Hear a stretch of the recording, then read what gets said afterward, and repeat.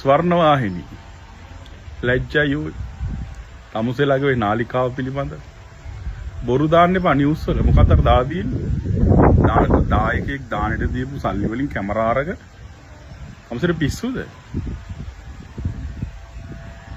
අර මනීසයා අහිංසක මිනිස්සුන්ට බේත විකුණලා ඒ ගන්න සල්ලි වලින් මූ කරන පිස්සු වැඩ. මූට පුළුවන් රොටි ජයවීරලට චන්න ජයසුමනාට විස්කි බෑන්ඩි පවන්නයි පාටි දාන්නයි යකෝතෝගේ කකුල නැති හින්දා. එතෝගේ වකුගඩුවක් නැති හින්දා. තෝ හිඟාකකා මල්ලංගට ආයෙත් උදව් කරේ ඒකට. දැන් මටද ගහන්නේ. ගහපන් ඇති වෙනකම් මඩ ගහපන්. හරි? මුන් වගේ බල්ලන්ට කඩේ යනවද යකෝ මාධ්‍යයක් වුණාම කීයක් ගත්තද? ලක්ෂ කීයක් ගත්තද? තොපිට ලැජ්ජ නැද්ද? උගේ බෙහෙත ප්‍රොමෝට් කරනවට ගාණ දෙනව නේද? ඕක ඉවරයි.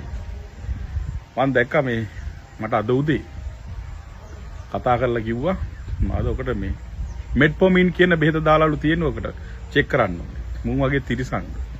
මුන්ට මුන් කිසිම කෙලෙහි ගුණයක් නොදන්නේ මුන් වගේ උන්ට කිසිම අනුකම්පාවක් කරන්න නොදන්නේ. මගේ ජීවිතේට හොඳ පාඩමක්. මූ රජේ වෛද්‍යවරයෙක් නෙවෙයිනේ. මිනිස්සු මගේ වචනෙට මුගේ බෙහෙත ගත්තා. මූ මාලිමාවට ගරහනවා.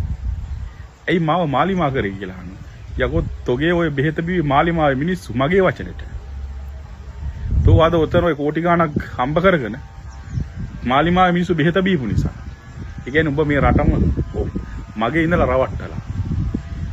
රටේ ඉන්න සියලු මිනිසුන්ට කියනවා ලියුම් ගහන්න ජනාධිපතිතුමාට අගමැතිනියට ඇමතිතුමාට මූ පිළිබඳව මූ කරන වැඩ පිළිබඳව මූගේ බෙහෙත පිළිබඳව පරීක්ෂණ කරන්න කියලා අනිවාර්යයෙන්ම ලියුම් ගහන්න කියලා මම මේ වෙලාවේදී ඉල්ලනවා.